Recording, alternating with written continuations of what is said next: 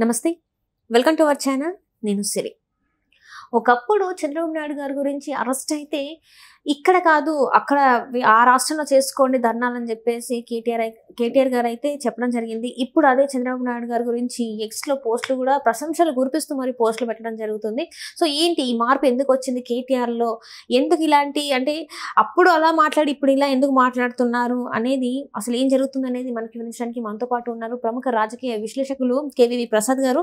నమస్కారం సార్. నమస్తే అమ్మా. సార్, ఇప్పుడు చూస్తుంటే కేటీఆర్ గారు చూస్తున్న అంటే ఏపీలో రాజకీయాలు అంటే ఎలక్షన్స్ అయిపోయిన తర్వాత రిజల్ట్ వచ్చిన తర్వాత కేటీఆర్ గారిలో మార్పు వచ్చినట్టు అనిపిస్తుంది. ఎందుకంటే ఇప్పుడు మొన్న నుంచి చూస్తుంటే ఎక్స్లో చంద్రబాబు నాయుడు గారి గురించి కొన్ని పోస్టులు పెడుతున్నారు. అంటే అభినందిస్తూ ఇది కదా ప్రాంతీయ పార్టీ బలం అని చెప్పేసి, ఇది కదా చంద్రబాబు నాయుడు గారి పొటెన్షియల్, అంటే కేంద్రం నుంచి వెళ్ళి రాష్ట్రానికి నిధులు తీసుకొస్తున్నారని చెప్పేసి చాలా చాలా పోస్టులు అయితే పెట్టడం జరుగుతుంది. ఎందుకు చంద్రబాబు నాయుడు గారి మీద అంటే కేటీఆర్ గారు మళ్ళింది అంటారు? ఎందుకు ఇటు సైడ్ సడన్ గా ఇట్లా పోస్టులు పెట్టడం వెనుక కారణం ఏంటంటారు?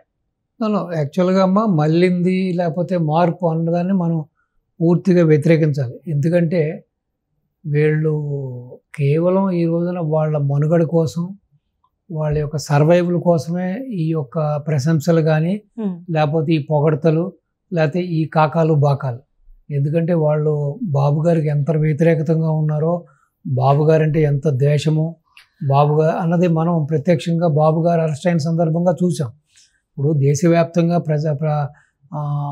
ప్రపంచవ్యాప్తంగా ఇటు మన పొరుగు రాష్ట్రాల్లో కూడా ప్రజలు స్వచ్ఛందంగా బయటకు వచ్చి ఇటు ఐటీ కానీ సాఫ్ట్వేర్ కానీ సామాన్య ప్రజలు కానీ బాబు గారిని అభిమానించే ఎవరైనా సరే ఆల్ వాక్స్ ఆఫ్ పీపుల్ అందరూ కూడా వచ్చి వాళ్ళ సంఘీభావం తెలుపుతూ రోడ్ల మీదకి వచ్చి ఈ ధర్నాలు చేస్తున్న సందర్భంగా ఇటు ప్రపంచవ్యాప్తంగా కానీ దేశవ్యాప్తంగా కానీ ఇటు మన ఇరుగు పొరుగు రాష్ట్రాల్లో కూడా ఎక్కడ కూడా ఎక్సెప్ట్ తెలంగాణ ఎక్కడ కూడా ఆ రాష్ట్ర అధినాయకులు కానీ అక్కడ అధికారంలో ఉన్న ముఖ్యమంత్రులు కానీ దీన్ని వ్యతిరేకించలేదు.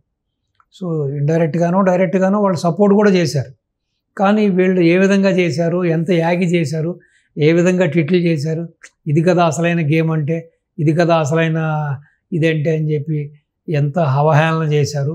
ప్లస్ ఐటీ సాఫ్ట్వేర్ వాళ్ళతో పాటు మాలాంటి సానుభూతి పరులు, బాబు గారంటే అభిమానం ఉన్న మమ్మల్ని కూడా పోలీస్ స్టేషన్కి తీసుకెళ్ళి ఎంత ఇబ్బందులు పెట్టారు, ఎన్ని దుర్భాషలు ఆడిచ్చారు పోలీసుల చేత. మీకు ఇక్కడేంటి పని కొడకల్లారా, ఆంధ్రా పోయి చేసుకోండి, అది ఇది, ఇక్కడ బ్రాండ్ వాల్యూ పోతుంది, ఇక్కడ ఒక దానివల్ల రేపు ఇన్వెస్టర్లు రారు అని చెప్తే, సో నేను ఆర్గ్యుమెంట్ కూడా చేశాను కన్సర్న్ పోలీస్ ఆఫీసర్ తోటి. ఎందుకు రాదయ్యా, అసలు బ్రాండ్ ఇమేజీ నీకు క్రియేట్ చేసిందే చంద్రబాబు నాయుడు గారు కదా, అటువంటి వ్యక్తికి అన్యాయం జరుగుతున్నప్పుడు మీరు ఎలా కాదంటారు అన్నప్పుడు ఏం చేస్తాం, జగన్మోహన్ రెడ్డి దగ్గర నుంచి ఆదేశాలు వచ్చినాయి కాబట్టి వీళ్ళు అమలుపరుస్తున్నారు కాబట్టి ఉక్కుపాదంతో వీళ్ళందరినీ తొక్కేయమని దంచేయమని చెప్పారు, ఎవరిని రోడ్ల మీద రానివ్వద్దన్నారు, ఎవరు ధర్నాలు చేసినా కూడా వాళ్ళని కఠినంగా శిక్షించమని మాకు ఇన్స్ట్రక్షన్ ఉంది, మేము ఏం చేస్తాం, మాకు కూడా బాబు గారు అంటే అభిమానం ఉంది, గౌరవం ఉంది, బట్ వీళ్ళు చేసేది పొరపాటని కొంతమంది పోలీస్ ఆఫీసర్లు కూడా మాలాంటి వాళ్ళతో చెప్పడం జరిగింది. ఏదేమైనా మీరు చూశారు, ఎలక్షన్ అప్పుడు రిజల్ట్కి ముందు లేకపోతే ఎలక్షన్ జరగడానికి ముందు కూడా మళ్ళీ జగన్మోహన్ రెడ్డి రాబోతున్నాడు అని చెప్పి తండ్రి కొడుకులు కూడా ఏ విధంగా మాట్లాడారో చూసాం.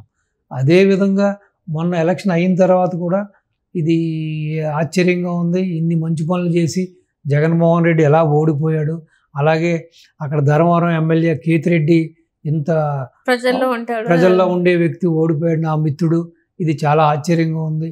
ఏంటి అంటే ఈవీఎంలు అయినా ట్యాంపర్ జరిగినాయా, ఆ విధంగా ఈవీఎంలను బ్లేమ్ చేస్తూ కూడా వీళ్ళు మాట్లాడారు. అంతేకాని బాబు గారి యొక్క విజయాన్ని కానీ అక్కడ ఏదైతే కూటమి సాధించిన విజయాన్ని కానీ ఏ రోజున కూడా వీళ్ళు అభినందించలేదు, హర్షించలేదు, దానికి ఆమోదం చెప్పలేదు. వీళ్ళు ఎప్పుడు కూడా వీళ్ళు నిప్పులు కక్కుతానే ఉన్నారు, వీళ్ళు ఏడుస్తూనే ఉన్నారు, లోపల కుళ్ళుకుంటూనే ఉన్నారు. అంటే ఇదంతా కూడా బీజేపీతోని తెలుగుదేశం పార్టీ అంటే కూటమిలో ఉంది కాబట్టి మళ్ళీ బీజేపీకి దగ్గరికి అవ్వడానికి ఇవన్నీ చేస్తున్నారు. రెండోది ఈ విధంగా ఏదైనా జరిగితే, ఎందుకంటే ఇప్పుడు బాబు గారు సెంట్రల్లో చాలా ఇన్ఫ్లుయెన్స్డ్ పర్సన్ అయ్యారు, సో బీజేపీకి ఒక మూల విరాట్గా మారారు ఆయన. సో బీజేపీ యొక్క గవర్నమెంటు ఆయన భుజస్కంధాల మీద నడుస్తుంది ఆల్మోస్ట్. ఆయన నితీష్ కుమార్ ఒక భుజం అయితే ఈయన ఒక భుజం. అంటే ఇప్పుడు మన బండికి రెండు జోడెద్దులు ఎలాగో అలాగా ఈ రోజున ఒక ఎద్దేమో నితీష్ కుమారు, ఒక ఎద్దేమో బాబు గారు. ఈ రోజున ఆ బీజేపీ గవర్నమెంట్ నడవడానికి ఈ 2 ఎద్దుల్లో ఏ ఎద్దు కాడి కింద పడేసినా బండి కింద పడిపోద్ది, బండి యొక్క గమనం ఆగిపోద్ది. సో కాబట్టి ఇప్పుడు బాబు గారి యొక్క మాట శాసనం, బాబు గారి యొక్క మాట వేదవాక్కు బీజేపీ వాళ్ళకి. సో నరేంద్ర మోడీ అయినా, అమిత్ షా అయినా, ఎక్స్ అయినా, వై అయినా. కాబట్టి బాబు గారి యొక్క ఏ విధంగా అయినా సరే మనసును గెలుచుకుని బాబు గారిని కాకాపట్టో బాకాపట్టో కాళ్ళు పట్టుకునో ఏదో విధంగా మనుగడ సాధించడం కోసం ఇక్కడేమో కాంగ్రెస్ తన వేగాన్ని పెంచింది. కాంగ్రెస్ మొత్తం అందరిని ఒక బీఆర్ఎస్ క్యాడర్ని అంతా ఖాళీ చేసేస్తుంది. సో మళ్ళీ ఇవాళ ఒక 6 మంది ఏదో జాయిన్ అవ్వబోతున్నారు. సో ఎమ్మెల్సీలు వెళ్ళిపోయారు, ఎమ్మెల్యేలు వెళ్ళిపోతున్నారు, సీనియర్ నాయకులు వెళ్ళిపోతున్నారు, క్యాడర్ అంతా అయోమయంలో చేకూరుంది. ఇప్పుడు అగమ్య గోచరంగా ఉంది వాళ్ళ పరిస్థితి. ఆ విధంగానే కేటీఆర్, హరీష్ రావు కూడా వెళ్ళి బీజేపీ దగ్గర కొన్ని మంత్రాలు కూడా చేశారు. ఏదో విధంగా బీజేపీకి జాయిన్ అవుదామని చేశారు. కానీ అక్కడ అది ఆ ప్రయత్నాలు ఫలించలేదు. ఎందుకంటే కేసీఆర్ మాట్లాడిన అహంపూరితమైన మాటలు, మోడియా బోడియా అన్నాడు. సో నేనే కాబోయే ప్రధానమంత్రిని అని చెప్పాడు, నేనే దేశానికి దిక్చూచి అని చెప్పాడు. టీఆర్ఎస్ని కాస్త బీఆర్ఎస్గా మార్చాడు, వివిధ రాష్ట్రాలకు ఫండింగ్ చేశాడు. ఇక్కడి నుంచి మహారాష్ట్రకి అక్కడికి ఇక్కడికి పెద్ద కొన్ని వందల కోట్లు ఖర్చు పెట్టి క్యాన్వాయిల్ కార్లు 200-300 కార్లు తీసుకుని ర్యాలీలు చేశాడు.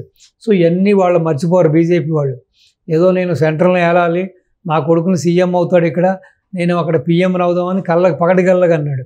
అదేవిధంగా మోడీ గారు వచ్చినప్పుడు మోడీ గారిని కలవలేదు, మోడీ గారికి గౌరవం ఇవ్వలేదు.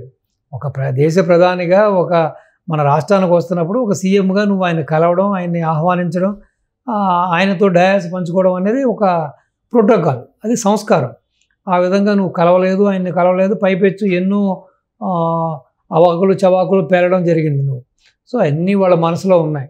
కాబట్టి వీళ్ళు ఏదో విధంగా బీజేపీ చెంతన చేరితే ఇటు కాంగ్రెస్ పెట్టే కేసుల నుంచి బయటపడవచ్చని, వీళ్ళ అవినీతి కేసుల నుంచి కొంచెం బయటపడవచ్చని, వీళ్ళు చేసిన దుర్మార్గాలు, అవినీతి, భూ కబ్జాల నుంచి కాంగ్రెస్ నుంచి కొంచెం ఉపశమనం పొందొచ్చు అని చెప్పి వీళ్ళ ప్రయత్నాలు చేస్తున్నారు.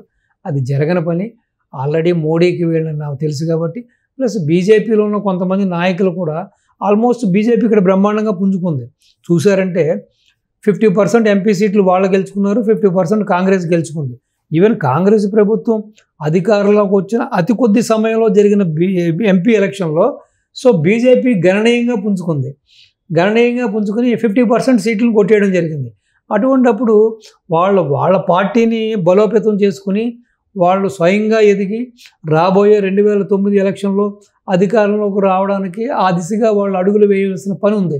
సో ఈ రోజున మళ్ళీ ఈ దరిద్రాన్ని నెత్తిన పెట్టుకుంటే వీళ్ళు మళ్ళీ కేసీఆర్ ఏ విధంగా అయితే కాంగ్రెస్ను తో జతకట్టి రాష్ట్రం సాధించిన తర్వాత కాంగ్రెస్ని ఏ విధంగా తోలనాడాడు, ఏ విధంగా మోసం చేశాడో మనం చూసాం. కాబట్టి డెఫినెట్గా బీజేపీ వాళ్ళు దీన్ని ఎంటర్టైన్మెంట్ చేయరు.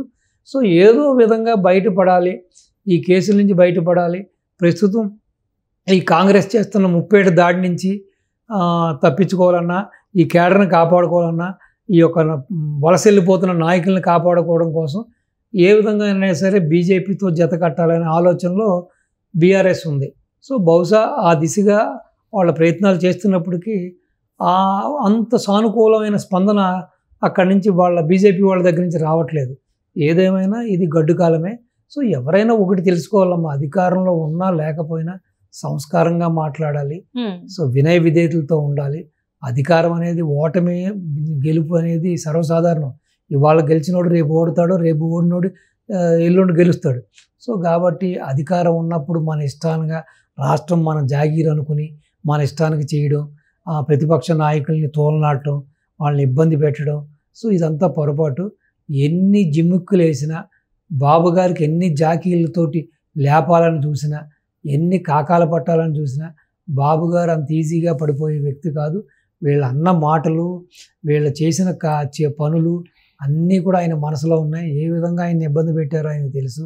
కాబట్టి ఆయనకి వీళ్ళకి సరైన సమయంలో ఏ విధంగా వీళ్ళకి గుణపాఠం చెప్పాలి, రాజకీయంగా ఏ విధంగా వీళ్ళని తొక్కాలి అన్నది ఆయనకు బాగా తెలుసు. కాబట్టి వీళ్ళ ఆశలన్నీ అడి ఆశలే.